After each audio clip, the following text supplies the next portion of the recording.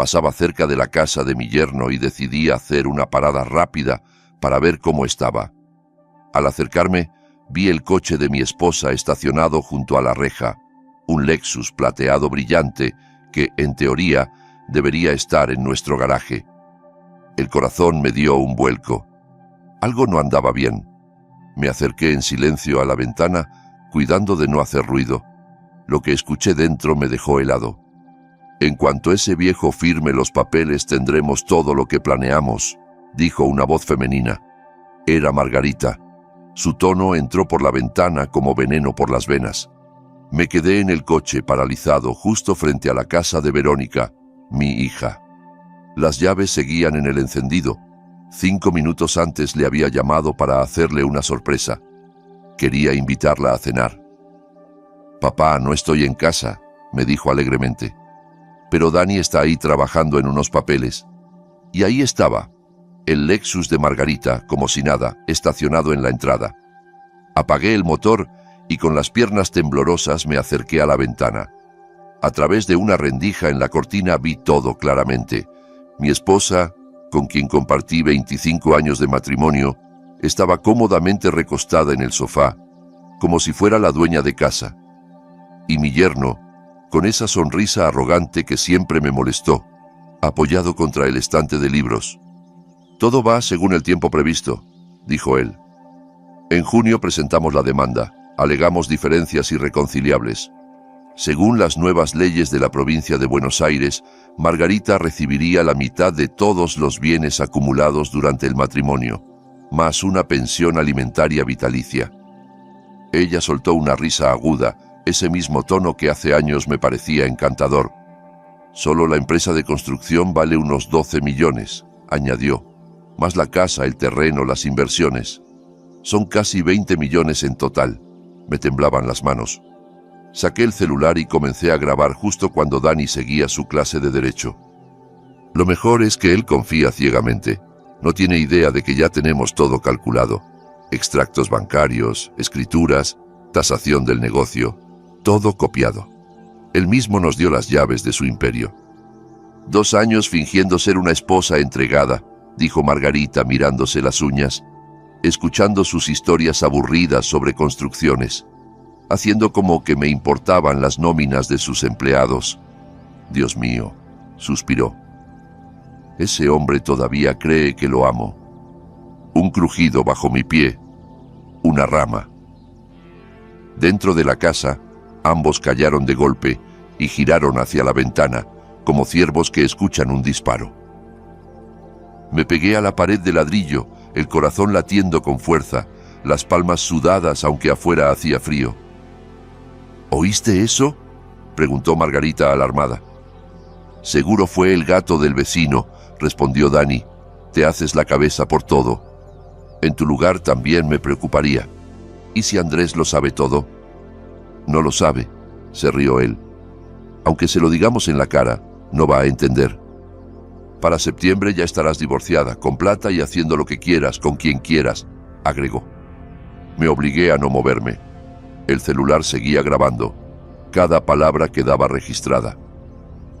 15 minutos después volví al coche, pero ya todo era distinto. 25 años de matrimonio reducidos a un plan jurídico, frío y despiadado, entre mi esposa y mi yerno. Esa carpeta amarilla sobre la mesa me perseguía mentalmente. Meses de recolección de datos, de estrategias escondidas mientras yo trabajaba 16 horas al día para sostener todo.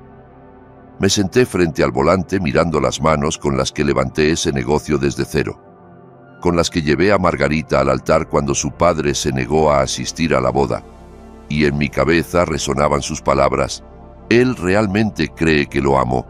Y sí, lo creía, hasta hoy. La puerta de la casa se abrió justo cuando me estiraba para tomar las llaves del encendido. Primero salió Margarita, su bolso colgando del hombro con un vaivén despreocupado, como si fuera un día cualquiera. Detrás de ella apareció Dani, acomodándose el nudo de la corbata con la actitud altiva de un abogado seguro de sí mismo. No esperaban verme. La sorpresa en la cara de Margarita fue como una bofetada en plena cara. Su voz se tensó al verme. «¿Andrés? ¿Qué haces acá?». Hice un esfuerzo por mantener la calma, aunque por dentro todo se derrumbaba. Pasé a revisar una obra cerca de aquí. Mentí con serenidad mientras salía del coche. Decidí pasar a saludar a Verónica. Dani dio un paso inmediato hacia Margarita, instintivamente, colocándose delante de ella como si fuera su protector legal. Me observó fijamente, escudriñando mi rostro en busca de grietas en mi historia. Margarita se apresuró a decir que Verónica no estaba. Yo estaba ayudando a Dani con unos documentos para un cliente. Lo dijo con una naturalidad que dolía, como si llevara años ensayándolo. ¿Cuántas mentiras como esa me habría tragado sin dudar? Asentí con neutralidad. Le recordé a Margarita que me había dicho en la mañana que tenía que quedarse hasta tarde por una presentación. Un instante de pánico cruzó su rostro. Me dolía la cabeza y salí antes. Balbuceó. «Qué pena», respondí. «Bueno, Dani seguro tiene mucho trabajo. Tema complicado, ¿no? División de bienes». Él respondió automáticamente, como si su cerebro estuviera en piloto automático, pero inmediatamente se corrigió. «De un cliente». Si todo a mi alrededor no se estuviera viniendo abajo, me habría reído por lo patético de la escena. Margarita me preguntó si llevaba mucho ahí. «Acabo de llegar», respondí mirando a ambos con una sonrisa forzada. «¿Por qué?» Ella sonrió tensamente. «Te ves tenso». Era irónico. La mujer que llevaba meses planificando mi ruina financiera, preguntando si me sentía bien. Tuve que contener la risa. «Todo bien, solo un día largo. Ya sabes cómo es esto». Le hice un gesto a Dani, como disculpándome por interrumpir. «No te quito más tiempo». Él contestó que ya estaban terminando, y le puso la mano a Margarita en la espalda baja, con una familiaridad que me revolvió el estómago. ¿Cuánto tiempo llevaba pasando esto? ¿Desde cuándo éramos 3 en este matrimonio? Me giré hacia el coche, saqué el celular y lo miré como si revisara un mensaje. Noté cómo Dani no apartó la vista del teléfono. «Bueno, me voy, que la cena no se hace sola». Margarita me respondió: «Ya casi termino aquí, no te preocupes». Mientras me subía al coche, fingí que recordaba algo. «Ah, cierto. Margarita, te llamaron de la clínica.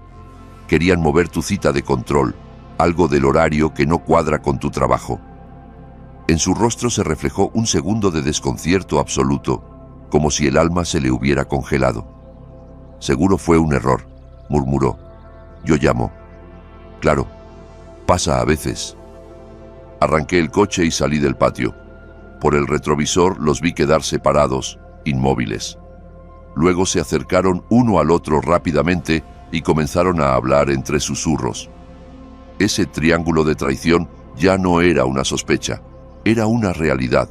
Sabían, o al menos intuían, que yo había visto algo, pero lo que no sabían era que tenía 43 minutos de grabación en mi teléfono, un audio nítido, claro, legal, y eso lo cambiaba todo. Me incorporé al tráfico, las manos en el volante ya no me temblaban. La conmoción comenzaba a desvanecerse y en su lugar llegaba una frialdad lúcida. Ellos creían que estaban jugando ajedrez con un ciego. Pronto iban a darse cuenta de lo equivocados que estaban. El camino de 15 minutos hasta casa se me pasó en blanco. Semáforos, rotondas, autos, todo mecánico. La Honda giró sola por la rotonda que daba a nuestra calle residencial, pasando frente a los jardines que cuidaba un jardinero que yo nunca contraté, porque Margarita decía no tener tiempo. Pasé junto a la fuente que ella mandó instalar para nuestro aniversario. Y allí estaba, la casa que construí con mis propias manos en 1995. Cada viga, cada ladrillo, cada plano, era una declaración de amor para una mujer que ahora quería arrebatarme todo. Me bajé y sentí el silencio.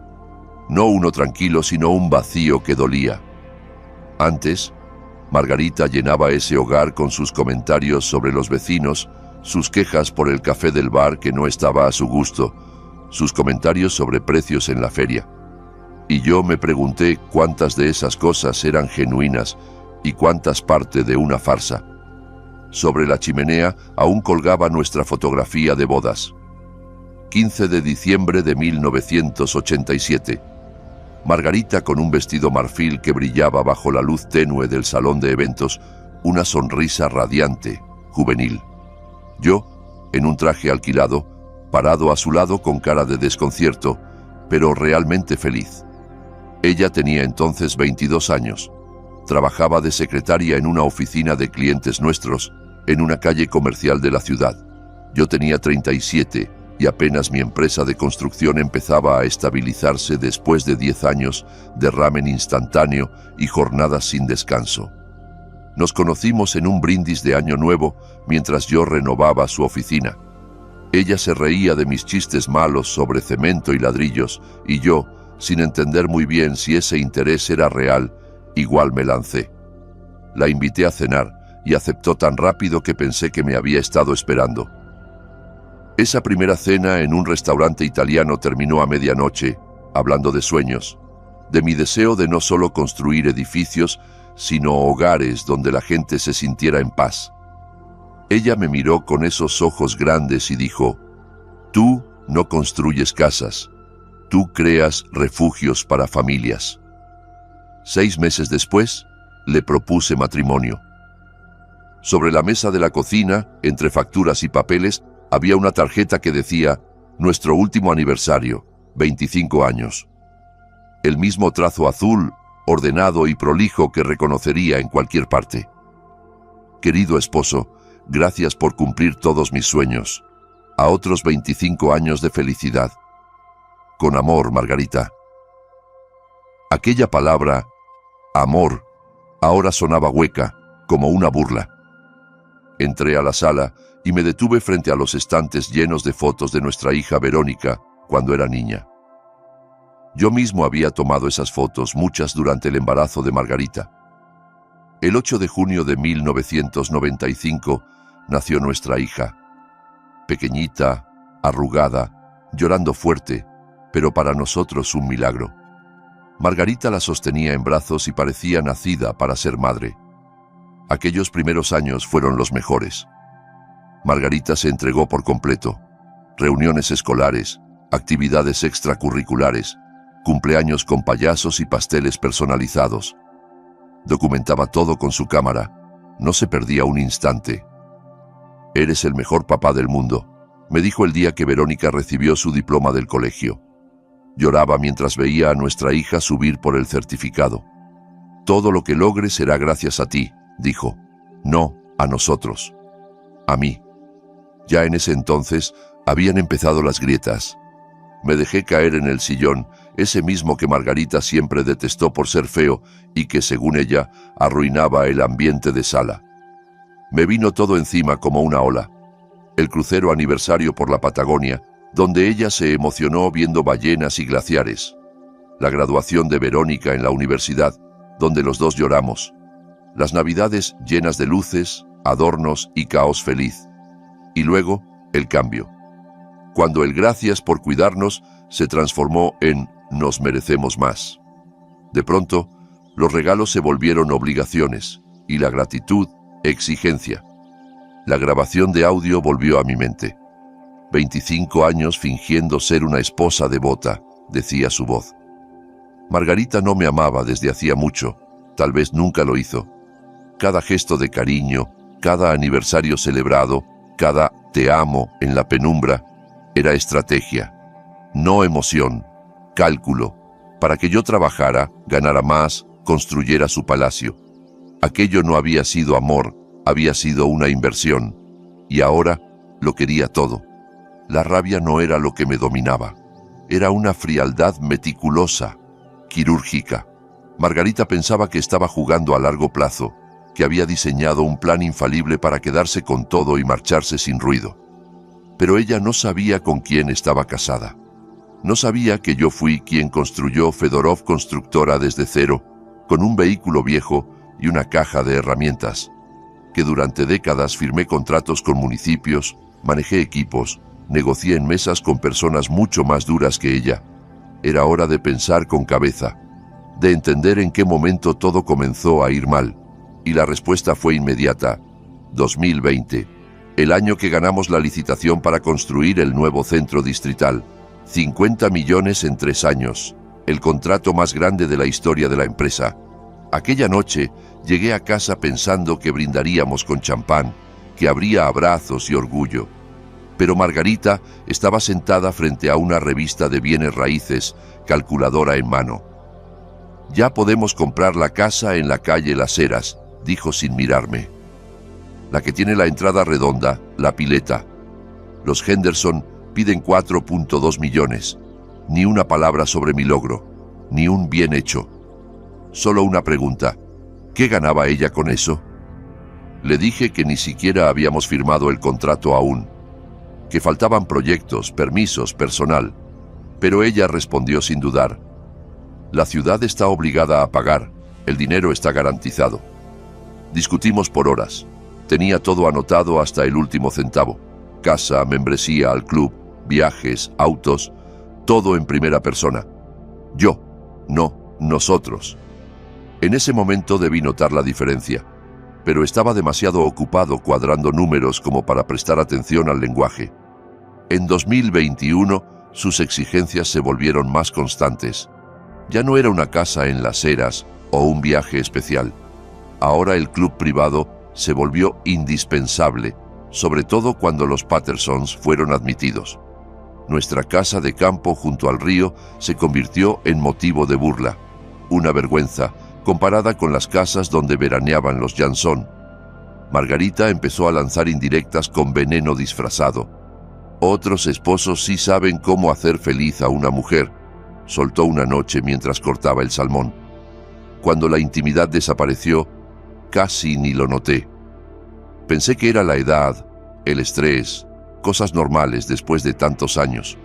Luego vino lo de las habitaciones separadas, supuestamente por mis ronquidos.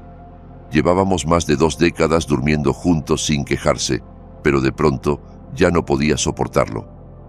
Las conversaciones en la cena se convirtieron en monólogos sobre compras, vecinos, el coche que tal amiga recibió sin motivo alguno. Porque su marido la valora, porque ella sacrificó su carrera por el matrimonio. Esa frase se quedó grabada como un martillo. ¿Sacrificio? Ella, que vivía en una casa construida con mi sudor, en un hogar sostenido por mi trabajo constante.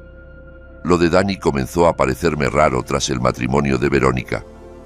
Fue en septiembre de 2023 cuando Margarita empezó a hacer preguntas inusuales sobre derechos en divorcios.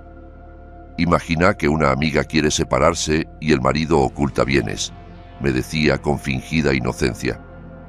Luego vinieron las llamadas que tomaba desde otras habitaciones, supuestamente de su club de lectura o junta de beneficencia. ¿Cuántas llamadas realmente eran sobre libros? Lo volví a escuchar todo, la grabación, la risa de Margarita diciendo que llevaba 25 años actuando de esposa, los cuestionamientos constantes sobre mi empresa, su insistencia en tener cuentas conjuntas, aunque manejaba tarjetas separadas y transferencias a escondidas. Mientras yo construía nuestro futuro, ella se encargaba de medir cuánto de eso podía quitarme sin dejar rastro. Pero cometió un error. Olvidó con quién vivía. Me levanté del sillón y fui derecho al estudio, el corazón de mi trabajo, donde estaban archivados 35 años de contratos, informes, balances, permisos, todo lo que ella creía haber escaneado sin que me diera cuenta. Pero lo verdaderamente valioso no estaba allí. Saqué el celular y busqué entre los contactos el nombre que sabía me devolvería el control. Maximiliano Chernó, mi contador, mi amigo y el único que conocía las estructuras legales que había creado años atrás. Perfectamente legales, pero imposibles de detectar para alguien como Margarita. Era hora de hacer esa llamada que lo cambiaría todo.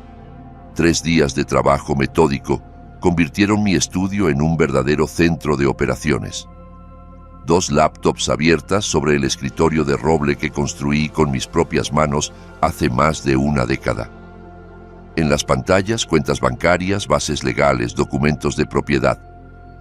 Las hojas de mis libretas amarillas cubrían la superficie con columnas de activos, cronologías, puntos débiles, herramientas de presión.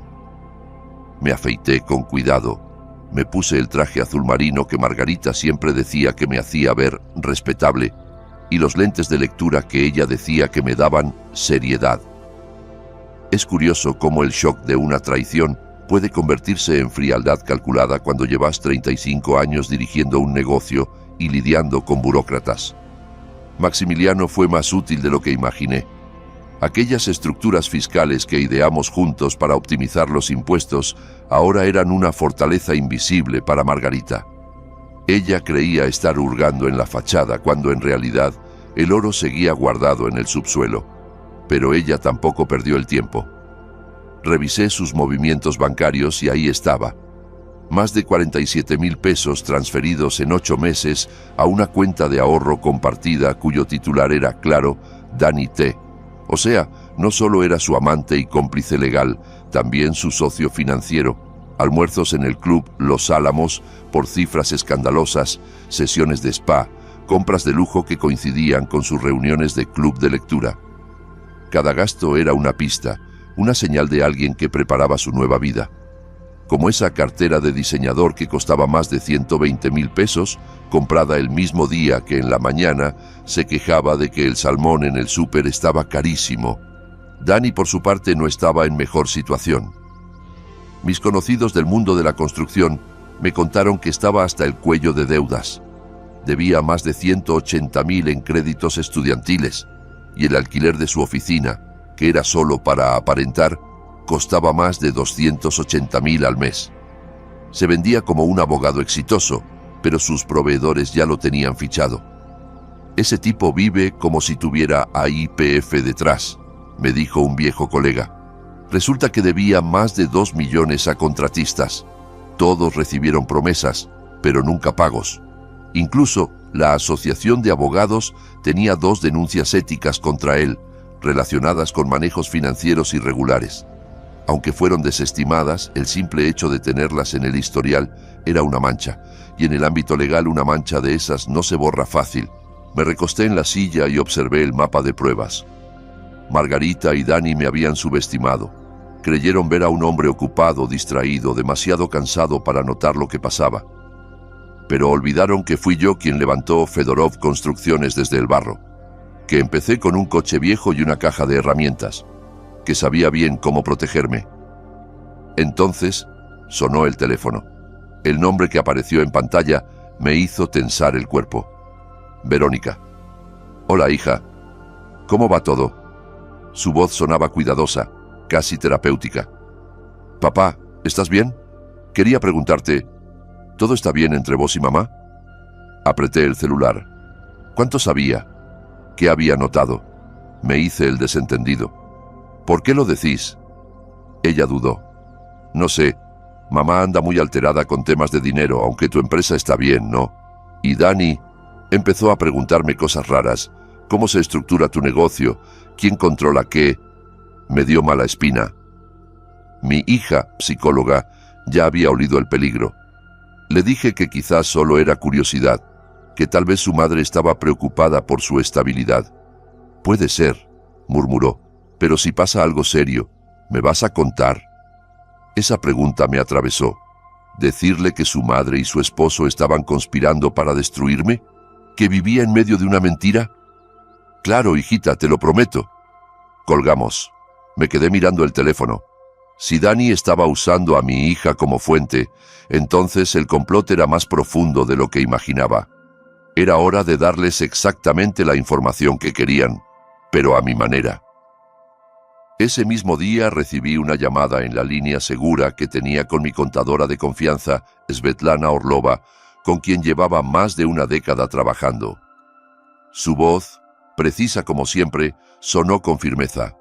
Andrés, ya tenemos listos los documentos para la protección de activos. Cuando mencionaste que querías reestructurar todo, revisé de nuevo las opciones. Encontré una solución muy sólida. Hizo una pausa. El silencio colgó como una confirmación tácita de que ella entendía lo que no se decía. ¿Estoy en lo cierto al pensar que esto no es por herencia? Sí, Svetlana, respondí con calma. Es más complicado. Entiendo. Las amenazas que vienen de adentro de casa son las más delicadas. Ya he ayudado a otros clientes con situaciones similares. Sé exactamente qué hacer. Antes del mediodía estará todo registrado. A partir de ahora, nadie podrá tocar ni un centavo sin dejar rastro legal. A las 10 en punto ya estaba sentado en la sala de reuniones del banco frente a Timur Baranov, el gerente regional y viejo compañero mío en los torneos de golf.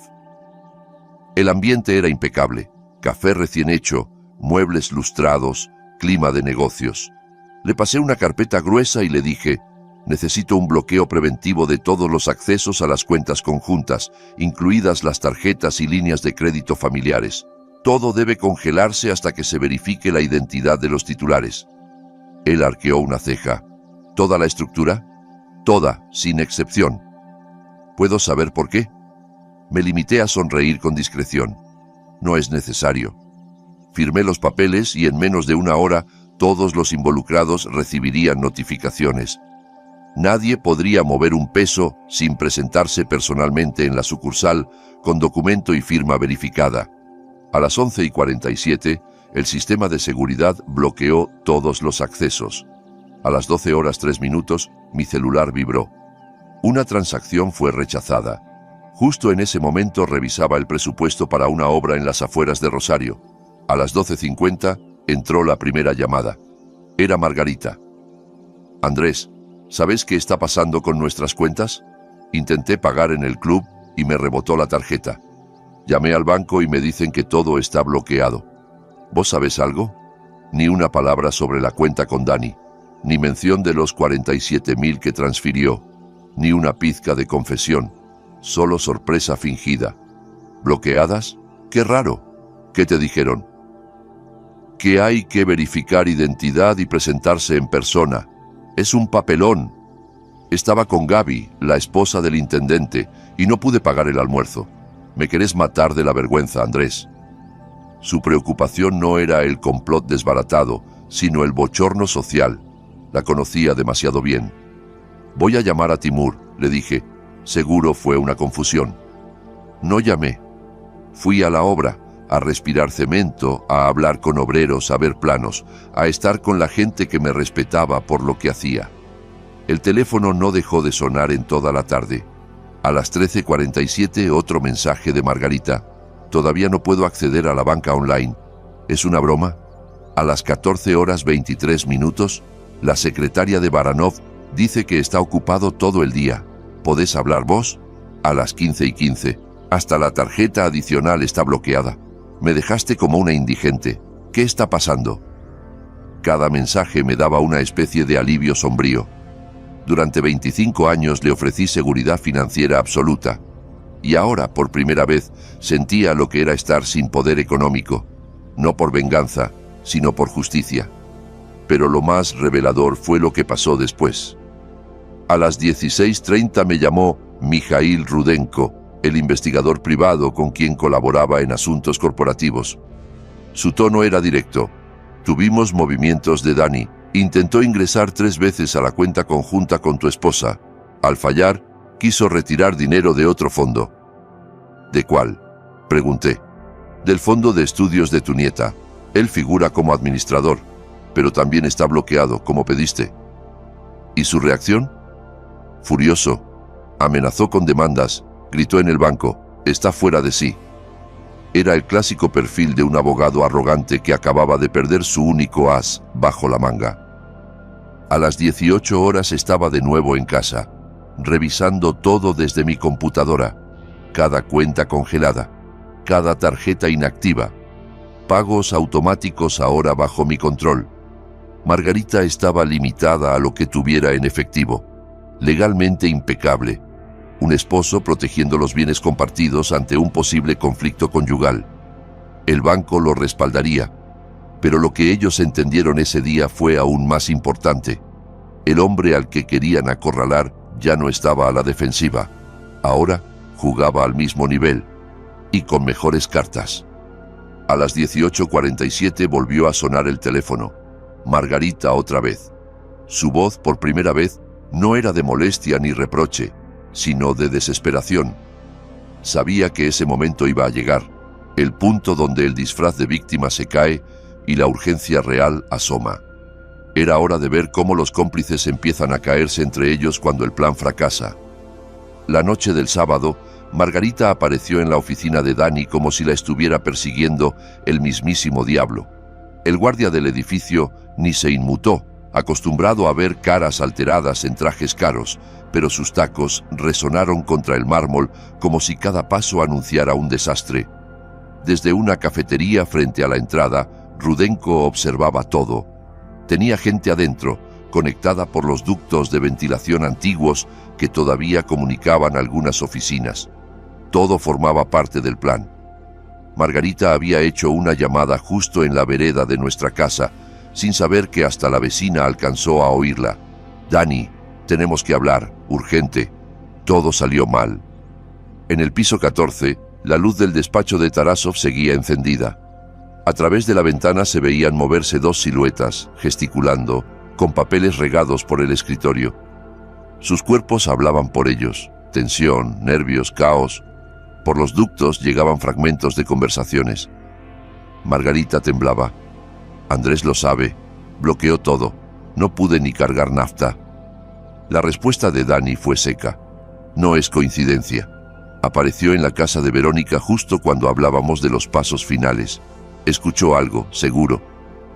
¿Cuánto?, preguntó ella, como si le temiera más al dato que al hombre. Lo suficiente. Si no, no habría congelado todo. Hubo una pausa. Hay que asumir lo peor. Capaz grabó todo. El silencio que siguió fue como un disparo en la noche. Se dieron cuenta al mismo tiempo que el ingenuo Andrés tal vez les llevaba varios pasos de ventaja. ¿Y ahora?, preguntó ella. Acelerar. Basta de medias tintas. El lunes presento la demanda de divorcio con medidas cautelares urgentes. La estrategia era clara: victimización total. Alegamos violencia financiera, que te restringe el acceso al dinero, que te aísla. Margarita se interesó de inmediato. Suena creíble. Lo es.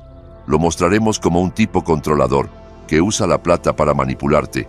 El congelamiento de cuentas será la prueba. El crujir de papeles se mezclaba con la arrogancia de su voz. Hay que armar una lista de presiones psicológicas. Cada vez que no te consultó para gastar, cuando te criticó por tus compras, cuando limitó tus tarjetas. Margarita dudó. Pero él nunca fue controlador. Siempre me dio todo.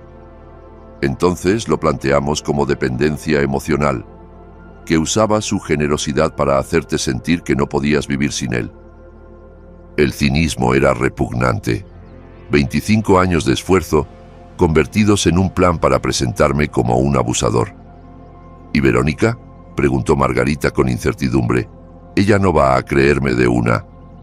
Y eso nos conviene, respondió Dani. Su reacción distante servirá como prueba de que Andrés la manipuló. Diremos que él la convenció de tu supuesta inestabilidad. ¿Querés que mi hija se ponga contra su papá? Quiero que salvemos tu futuro económico. Y si ella, como psicóloga, duda de vos, entonces su testimonio nos sirve como prueba técnica de una familia tóxica. Estaban dispuestos a usar a mi hija como un arma, a tergiversar su sensatez como frialdad. Y planearon todo hasta el último detalle: cómo responder preguntas, qué mensajería usar, dónde encontrarse. Era una guerra fría disfrazada de causa noble. Pero no sabían que, mientras ellos repartían sus piezas en el tablero, yo ya estaba moviendo las mías, y con más precisión. A la mañana siguiente, Margarita se reunió con Verónica en su tradicional café mensual, esa rutina que, alguna vez, fue entrañable. Se sentaron en la mesa de siempre, pero esta vez Margarita no buscaba compartir, buscaba manipular. «Verónica, estoy preocupada por tu papá. Está raro. Creo que está mal psicológicamente».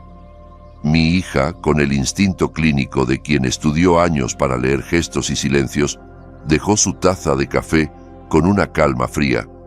¿Qué te hace pensar eso? Controla todo. Me corta el dinero.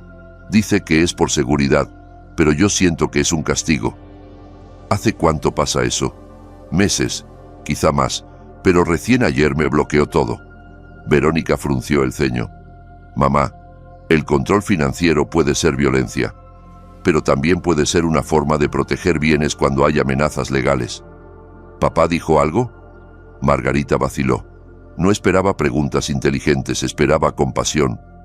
Él dice que es por seguridad bancaria, pero después de 25 años sé que es un castigo. Capaz se enteró de que quiero divorciarme. Espera, ¿querés divorciarte? ¿Vos? ¿No es que él te está reteniendo? El análisis le cayó como una roca. Su hija la estaba desarmando sin levantar la voz. Solo te digo que está actuando raro, se defendió, y como psicóloga deberías notarlo. Como psicóloga te digo que los cambios drásticos tienen una causa. ¿Qué pasó hace 3 días?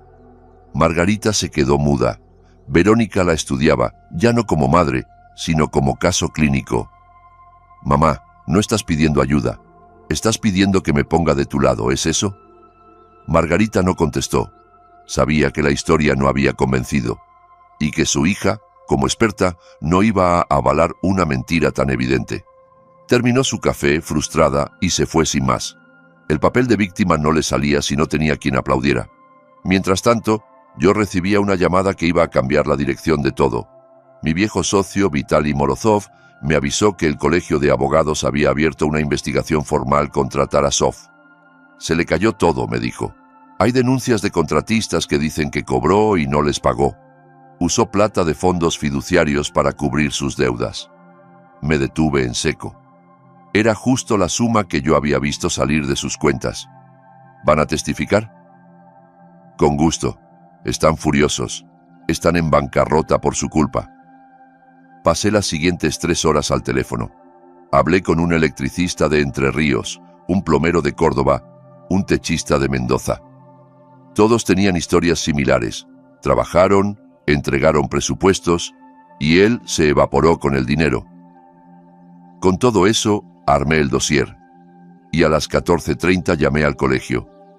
Quiero denunciar a un abogado por conducta profesional inapropiada. Tengo pruebas, nombres, fechas, montos. 3 testigos están dispuestos a declarar. A las 16 horas, enviaron la citación, y a las 16:47 recibí un mensaje de Rudenko. Dani salió de su oficina con 3 cajas. Se fue manejando. ¿Lo seguimos? No hace falta, respondí. Sé exactamente a dónde va. Tal como lo imaginé, Dani fue directo a casa de Margarita. Cuando el castillo se desmorona, los conspiradores se agrupan como ratas buscando flotar en la misma tabla. Que se junten, que se abracen, que intenten juntar lo que queda. Yo seguía reuniendo datos, pruebas, movimientos. Esa noche me senté en mi despacho, la lámpara lanzando una luz cálida sobre la mesa, y comencé a alinear todo. Llamadas, transferencias, reuniones, fechas clave. Era como un tablero de estrategia donde las piezas finalmente caían en su lugar. Lo tenía todo. Solo restaba decidir cuándo y cómo dar el golpe final. Entonces sonó la notificación. Un correo de Svetlana Orlova. Asunto: proyecto de respuesta, estrategia número 2. Abrí el archivo. Era una estrategia de defensa legal elaborada con precisión quirúrgica, todo contemplado, desde la división de bienes hasta los escenarios en caso de escalada judicial. En la última hoja, un resumen detallado. En caso de que la contraparte utilice acusaciones de violencia emocional o abuso económico, recomendamos presentar contrademanda basada en pruebas de presión psicológica, intento de apropiación de activos de forma ilegítima y manipulación de descendencia con fines patrimoniales. No era solo una defensa, era una espada, era un escudo, era justicia. Minutos después, un mensaje de Verónica. Papá, mamá está gritando como loca. Dice que vos declaraste la guerra. ¿Qué está pasando? Me tomé un momento antes de responder. No podía decirle todo todavía. Tranquila, hija. Solo estamos resolviendo cosas de adultos. Todo va a estar bien. No insistió, pero yo sabía que intuía que la estructura familiar que conocía estaba colapsando frente a sus ojos. Lunes, 9:14 de la mañana. El teléfono sonó. El señor Andrés Fedorov. Llamamos del juzgado de familia. Le notificamos que su esposa ha presentado una demanda de divorcio, con medidas cautelares por razones de seguridad económica y emocional. Debe presentarse a audiencia preliminar este miércoles. No me sorprendí. Dani se movió rápido. Temía que lo expusiera antes. 10 minutos más tarde me llamó la oficina administrativa de mi empresa. Andrés, nos llamó Margarita. Exige que le transfiramos 70.000 pesos a su tarjeta. Dice que es tu obligación. ¿Qué hacemos? Respondí sin dudar. No se mueve un peso sin orden escrita mía. Entendido. Cerré la ventana de mi despacho y respiré hondo. El sol brillaba. Un lunes cualquiera. Pero acababa de comenzar la guerra oficial. Miércoles, 10:27 de la mañana. Sala de audiencia número 4. Unos pocos periodistas en los bancos del fondo. 2 abogados sentados. Y Margarita, con el aire solemne de una santa martirizada, brazos cruzados, ojos enrojecidos. A su lado, Dani, con su carpeta, vestido con ese traje que usaba cuando quería parecer exitoso. Entré. Saludé al juez con un leve gesto y me senté junto a Svetlana, quien me entregó una carpeta con el protocolo de audiencia. Allí ya constaban las acusaciones: presión moral, aislamiento financiero, amenazas al bienestar psicológico. El juez abrió la sesión y pidió a Margarita que expusiera su caso. Su voz temblaba con lágrimas contenidas perfectamente calibradas. Mi esposo me cortó todo acceso al dinero. No tengo cómo comprar comida. Se niega a hablar conmigo. Es frío, distante. Me siento atrapada. Yo me levanté cuando el juez pidió mi posición. Su señoría, los fondos mencionados son cuentas conjuntas. La medida de congelamiento fue tomada mediante procedimiento bancario legal ante sospechas de posibles intentos de vaciamiento patrimonial no autorizado. Tengo evidencia de esas sospechas. Entregué una carpeta. En la primera hoja, el comprobante de transferencia de 47.000 pesos de Margarita a la cuenta personal de Dani. En la segunda, el recibo de compra de un bolso de lujo, el mismo día que me pidió dinero para medicamentos de su madre. En la tercera, la transcripción de la conversación grabada, donde ambos delineaban cómo presentarme como un abusador para quitarme todo. El juez alzó las cejas. ¿Esto es su prueba de respaldo? Sí, señoría. Y además, he presentado una denuncia ante el Colegio de Abogados contra el representante legal aquí presente. Se le investiga por uso indebido de fondos fiduciarios y otras irregularidades financieras. Dani se removió en su asiento. El juez lo miró con severidad. ¿Confirma usted la existencia de dicha cuenta conjunta con la señora Fedorov? Eso no tiene relevancia en esta audiencia, su señoría. El tema es la conducta del señor Fedorov. Si usted administra fondos vinculados a las partes en conflicto, entonces sí tiene relevancia directa. Margarita comenzó a inquietarse. Yo no sabía que eso iba a traer consecuencias legales. Solo quería tener algo de independencia. ¿Independencia?, repitió el juez. ¿Y por qué entonces transfirió el dinero a su abogado? Ella se quedó callada. Svetlana, sin decir palabra, pasó otro tomo al juez. También tenemos registro de transferencias repetidas al mismo destinatario por más de 300.000 pesos en 8 meses, además de grabaciones donde se planifica presentar al señor Fedorov como violento para obtener ventaja patrimonial en el proceso. El juez miró a Margarita con rostro serio. La solicitud de medidas cautelares queda rechazada. El juicio de divorcio se posterga un mes. Ambas partes deberán presentar un informe detallado de cuentas, propiedades, movimientos y comunicaciones de los últimos 12 meses, golpeó el mazo. La sala quedó en silencio. 2 días después, Mijail Rudenko volvió a llamar. Esta vez su tono era serio, casi de advertencia. Andrés, encontramos una segunda propiedad, en la calle Tacuarembó, en el centro, a nombre de un testaferro, pero los pagos salen de la cuenta personal de Tarasov. Me quedé en silencio, procesando. ¿Y quién vive ahí? Una mujer registrada como niñera de tu nieta, la misma de la que Verónica ya había dicho que no confiaba. Todo indica que esa propiedad estaba lista para una mudanza, quizás incluso con la intención de llevarse a la niña. Me levanté y caminé hacia la ventana.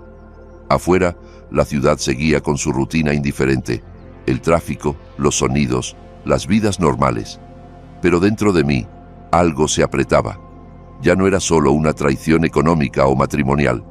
Estaban intentando arrancarme a mi familia, utilizar a mi nieta como parte de un nuevo plan de vida construido sobre mis cimientos. Tomé el teléfono. Mijaíl, activad todo lo necesario. Un abogado especializado en derecho familiar y de tutela. Quiero revisar cada documento relacionado con la custodia de la niña, las autorizaciones, los permisos.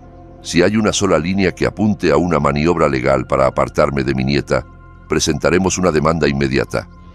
No hizo falta explicarle más. Sabía que estábamos entrando a una etapa más profunda del conflicto. Ya no se trataba de defender un patrimonio, se trataba de proteger lo que más amaba. A la mañana siguiente fui a ver a Verónica. Me abrió la puerta en bata, ojerosa, con el rostro tenso. «Hola, papá, pasá. Te aviso desde ya. Dani no durmió acá anoche». Asentí. La casa olía a café y cereal. La nena ya estaba en el jardín de infantes. Nos sentamos en la cocina, como en los viejos tiempos. Tazas en mano, silencio incómodo. «¿Cómo estás?», pregunté, confundida. Todo parece estar rompiéndose. Mamá no me responde. Dani actúa como si nada, pero yo lo conozco. Está pálido, nervioso. «Papá, ¿me vas a decir qué está pasando?». La miré a los ojos y respiré profundo. «Sí, hija, te voy a contar». Le conté todo, sin drama, sin exageraciones, solo hechos. Las transferencias, las grabaciones, la conspiración para declararme un abusador y quedarse con todo. Le hablé de la otra propiedad, de la niñera, de la posibilidad de que quisieran iniciar una nueva vida usando a la niña como excusa. Le mostré documentos, capturas, un fragmento del audio. Le enseñé la foto de Margarita y Dani saliendo juntos de ese departamento, con bolsas de compras, riéndose como si fueran adolescentes, jugando a tener una doble vida. Verónica no dijo nada al principio, solo me miraba con los ojos muy abiertos. «Es verdad, todo esto es real». Asentí. «Todo está documentado». Se cubrió el rostro con las manos. No quise apurarla. El silencio, en ese momento, era más elocuente que cualquier palabra. Finalmente habló, con la voz quebrada. «Querían llevarse a mi hija. Quizás no lo hicieron aún, pero se estaban preparando. Y vos, con tu claridad, eras un obstáculo. Por eso necesitaban manipularte». Me miró con una mezcla de tristeza y determinación. «Voy a pedir el divorcio y voy a ir al juzgado de familia. Si intentan tocar a mi hija, quiero que se les cierre cualquier puerta legal». No la interrumpí. Esa era su decisión, y verla tan firme fue como mirar una versión más joven de mí mismo. Fuerte, templada, digna. Mi hija no iba a dejarse aplastar por nadie. Esa noche dormí tranquilo por primera vez en semanas. En los días siguientes, todo avanzó como una avalancha. El abogado de Tarasov recibió una notificación oficial por parte del colegio. Audiencia disciplinaria por manejo indebido de fondos de clientes. 2 de los contratistas estaban listos para declarar. Svetlana me sonrió cuando me entregó la citación. Si lo suspenden, su credibilidad como abogado en este proceso se desploma. Todo lo que haya tocado judicialmente queda cuestionado. Y eso incluye cualquier fallo que involucre su representación. Ese mismo día me llamaron del banco. «Andrés, intentaron mover dinero de una cuenta cerrada de Margarita hacia un fideicomiso jurídico. Todo falló, pero quedó registrado. ¿Querés que lo derivemos a la fiscalía?». «Todavía no, solo deja todo bien documentado». Cada movimiento de ellos era una nueva prueba de sus verdaderas intenciones. Finalmente, decidí sentarme a hablar con Margarita cara a cara, sin abogados, sin escándalos, en un café del centro donde alguna vez celebramos su cumpleaños. Llegó tensa, abrigada, los ojos oscuros. «¿Qué es todo esto, Andrés? ¿Por qué me estás haciendo esto?». «Sentate, vamos a hablar». Se sentó, pero no se quitó el abrigo. Estaba lista para escapar al menor roce. «Estás destruyendo todo. Me haces quedar como una interesada. Me estás dejando sin nada. ¿Por qué?». Me incliné hacia adelante. «Vos y tu amante Intentaron convertirme en un abusador para vaciarme. Y todavía preguntas por qué. Yo no sabía que todo se iba a salir de control. Sí sabías. Tomaste decisiones. Transferiste dinero. Mentiste. Usaste a nuestra hija. No necesitaba levantar la voz, solo decirlo con claridad. Te ofrezco un acuerdo. Renuncias a cualquier pretensión. Me dejas la empresa. El departamento, que es previo al matrimonio, se queda conmigo. Vos recibís una compensación justa. Vivís tranquila, sin escándalo, sin vergüenza. Y si no, entonces guerra. Con audios, con demandas, con registros. No vas a salir ilesa, pero aún podés salir digna. Se quedó mirando su taza, los dedos temblándole. Pensé que eras blando, que iba a ser más fácil. Te equivocaste. Después de un largo silencio, asintió. Está bien, lo firmo. Una semana después, todo estaba en papeles. Divorcio por mutuo acuerdo, sin reclamos. La empresa seguía siendo mía. El departamento también, los fondos protegidos, lo que había sacado, devuelto. Dani desapareció del mapa. El proceso disciplinario en su contra siguió su curso sin ella. Yo, mientras tanto, volví a mi casa. Me senté frente a la chimenea, la misma frente a la cual años atrás tomábamos té después de que naciera nuestra hija, y pensé, no perdí, sobreviví, no a golpes ni con gritos, sino con cabeza fría, y eso, en este mundo, vale más que cualquier victoria. Pasó un mes. Margarita se fue de la ciudad. Me escribió un solo mensaje. Decía que necesitaba reiniciarse, que todo había sido demasiado para ella. No respondí. Ya no era mi asunto. Dani desapareció en cuanto comenzó el proceso disciplinario en el colegio de abogados. Uno de los contratistas inició acciones legales. Otro exigió indemnización por daños. El colegio finalmente lo suspendió del ejercicio profesional. Él apeló, claro, como lo haría cualquier abogado orgulloso. Pero ya era tarde. La mancha estaba puesta. Y en la abogacía, una reputación sin confianza es como un martillo sin mango, inútil. Verónica se mudó conmigo. Mientras duró el divorcio, compartimos la casa como en los viejos tiempos. Yo cocinaba el desayuno. Ella llevaba a mi nieta al jardín. Por las noches veíamos películas, hablábamos del pasado, de cómo podrían haber sido las cosas. Pero no se lamentaba, no se quebraba, era fuerte, como madre protectora, como hija agradecida. Una noche me dijo, mientras tomábamos mate en la galería, «Papá, ¿sabes que de chica pensaba que eras aburrido?» Me reí. ¿Y ahora? Ella sonrió con dulzura. «Ahora veo lo fuerte que sos. ¿Cómo sabes resistir sin romper nada? Sin gritar, sin destruir, solo poniendo a cada uno en su lugar. Estoy orgullosa de vos». No fue solo un cumplido, fue perdón. Por todos los momentos que nunca dijimos nada. Por todas las emociones calladas entre padre e hija. Un día salí al patio trasero y encontré una caja frente al portón. No tenía remitente, ni timbre previo. Dentro, una vieja foto enmarcada, nuestra boda. También había una nota escrita con la caligrafía inconfundible de Margarita. Fuiste el mejor. No supe valorarlo a tiempo. Perdón. M. Cerré la caja y levanté la vista hacia el cielo despejado. No lloré. Solo sentí una especie de calor seco, como una ráfaga que pasa por una casa vacía. Hay perdones que no necesitan palabras. A veces, simplemente no responder es la forma más digna de cerrar un ciclo. 6 meses después, me fui a la casa de campo. Aquella que construimos cuando Verónica tenía 7 años. La reparé solo, con paciencia. Pintura nueva, techo reforzado, el cobertizo revivido. Era un trabajo lento, pero me daba paz. Un día vino Rudenko a visitarme, con 2 botellas de gaseosa en una bolsa. Se sentó a mi lado en la banca de madera bajo el alero. «¿Cómo estás, Fedorov?» «Vivo, tranquilo». «¿Demasiado tranquilo?» «Lo justo». Me miró con esa mezcla de respeto y cercanía que solo se tiene por alguien que atravesó un infierno y salió caminando. «¿Sabes? En mi trabajo he visto a muchos tipos quebrarse. A vos no te quebraron. No solo aguantaste, Te diste vuelta, analizaste quién te estaba apuñalando y respondiste: sin puños, con inteligencia, así tiene que ser un hombre. Sonreí en silencio. A veces, el silencio es la respuesta más poderosa. En otoño viajé unos días a Buenos Aires, solo para despejarme. Una escapada. Entré a una librería al azar y, mientras revisaba un estante, escuché una voz conocida. ¿Andrés? Me giré. Era Svetlana Orlova, mi abogada, sin carpetas, sin tono formal, en un abrigo largo con un café en la mano.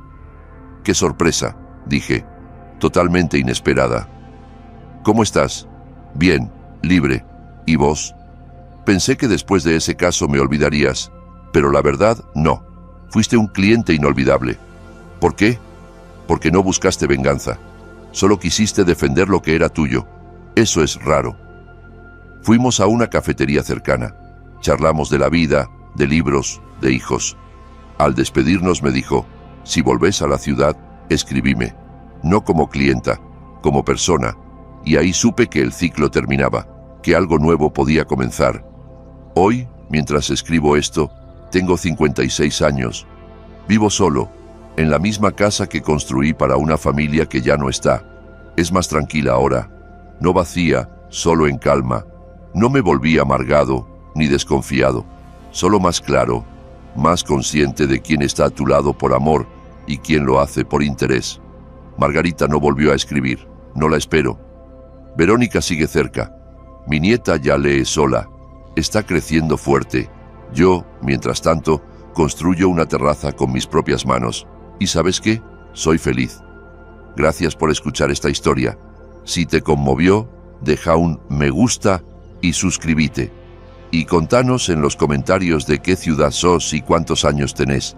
Nos encanta saber quiénes nos escuchan.